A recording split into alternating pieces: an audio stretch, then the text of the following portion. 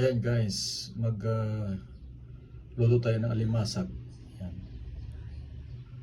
Alimasag galing sa dagat. Ayan guys. Ito yung mga ingredients guys. Bawang, sibuyas, luya, kamatis, siling labuyo, siling green, tsaka tanglad. Ayan. So ito din yung mga gulay natin. Sayote, talong, frijoles, yung balato, tsaka kalabasa. Ayan. At meron din tayong pechay guys. Ayan, pechay. Ito din yung kuha natin guys, yung gata. Dalawang piga. Ayan. Ayan guys, magluluto na tayo. Lagyan natin mantika. Ito yung ginataang alimasag. Yan. So, painitin natin. Siguro mga ilang minutes. Ayan. So yan guys, mainit na yung wali. Lagyan natin yung bawang. And sibuyas. Mabilis lang ito guys. Lagyan natin yung luya at saka yung tanglad. Tamang niya gisa guys. Saka yung kamatis. Ayan. Lagyan mo lang muna. Ayan.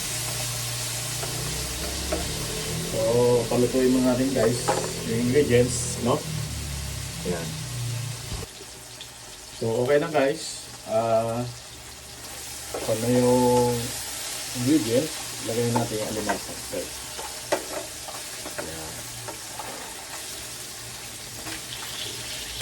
Buhay pa yung iba eh. Alimasag sa kwanto dagat yung binili ko. Oh, buhay pa oh. Pag-ibisahin natin. Ayan.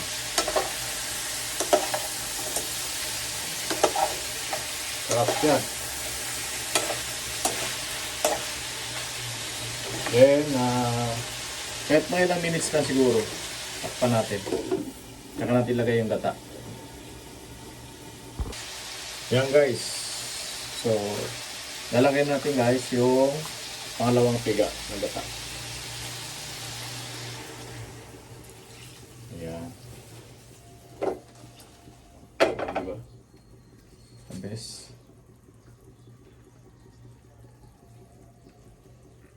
Then, sunod natin mga gulay. Ayan. Sabay-sabay nyo na yan guys. Para siya mga luto na.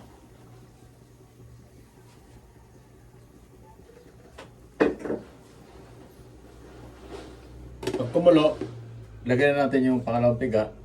Tapos, timplahan na natin. Ayan, tingnan natin guys, no? Ating mulo na yung pangalawang piga eh. Ayan. Sarap. Mulo na siya eh.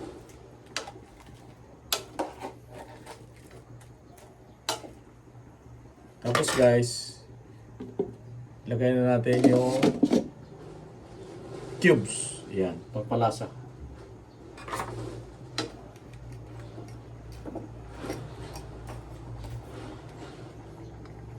Sunod natin yung unang piga.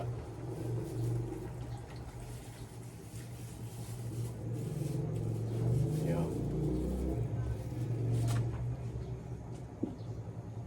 Tapos, titimplahan natin ng asin. Ayan guys. Ganun lang, pag nag-kuhan kayo, gata ng alimasag.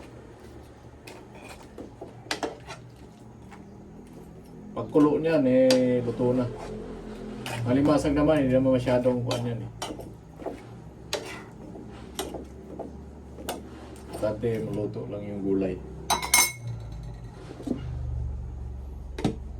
Yan, takpan natin, pakuluin natin guys. Yan guys, kumulo na no. Check natin. Yan, malulim lang konti guys. Sa gilid-gilid lang.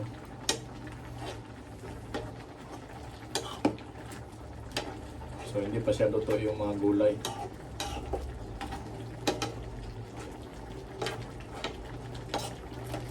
Konti pa, konting kulo pa.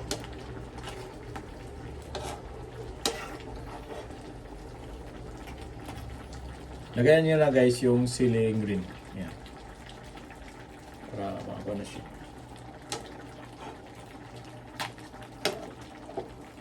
Diba? Sarap. Buskanin mo dito. Diba? So tayo natin kumulok. Palutuin muna natin guys. Kaya guys, check natin. So timplahan mo natin ng patis tsaka asin pa konti. Palasa. Ako guys, hindi ako naglalagay ng magic sarap. Cubes lang.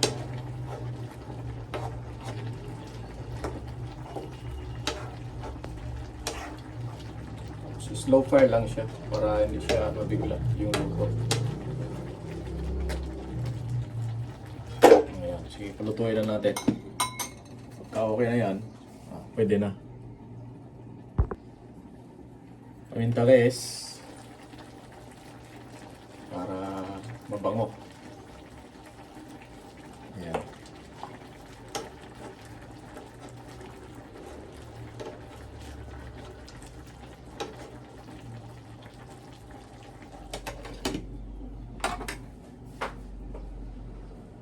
Guys, luto na.